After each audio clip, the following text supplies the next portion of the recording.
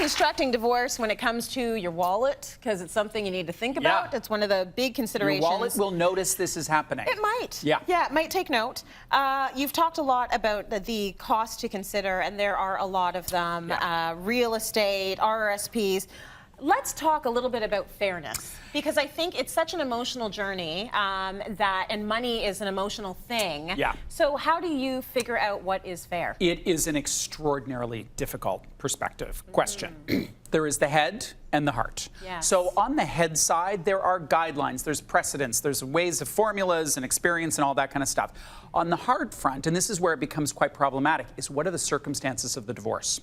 Is this two people who are saying, listen, we're done, move on? Or is this a couple that has been hit by some sort of a trauma, an infidelity, a job loss, an addiction, or something like that, in which one party or the other might feel hard done by and want to take the other person for all they're worth? That kind of dynamic. So fair is a very challenging perspective. Another possible perspective or paradigm is what works. What's going to work here? Right. What's going to work for the well-being of the two people in the couple? What's going to work for the kids? Yeah. And maybe that's a way to sort through that, because there's so much weaponry involved in the dissolution of a marriage. That's right. It can get low, and you don't want to have to live through something like that. Yeah. Right? Let's talk about the logistics, because there are a lot of things you're going to have to check off your list when you are parting ways. And there are some simple things like closing a joint bank account, closing a joint credit card. So if that was the way you manage your finances, you're going to need to sort out a different way to manage your finances. Updating beneficiaries, CPP, RRSPs, life insurance policies, all those sorts of things. Yeah. And last, inform CRA. And you have an obligation to inform the CRA of a change in your marital status, because there's going to be tax implications. Now, the other thing that we haven't talked about is many families have kids. And so there's a whole bunch of other things that are going to go alongside that, like who pays for soccer, who pays for gymnastics, and much of that will be outlined in child support. So there'll be the ongoing child support, and then there'll be special expenses, piano lessons, that kind of thing, that will be included in that, ideally included in that separation agreement, to minimize the amount of back and forth and you said, yeah, buts. Okay. Now so you basically have to figure out a new way of budgeting your life as well. Yes. Because one thing about marriage is that if there's two people, you might have two sources of income, you may not, but it's a whole different world now. It's a whole different world. If you're going to go it alone.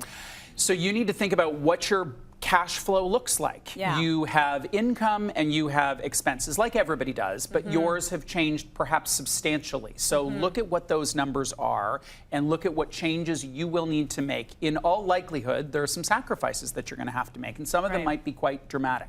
So you need to, for the first time in your life, need to live on a budget. The other thing to remember is, in most couples, not all, but in most couples, one person takes the lead.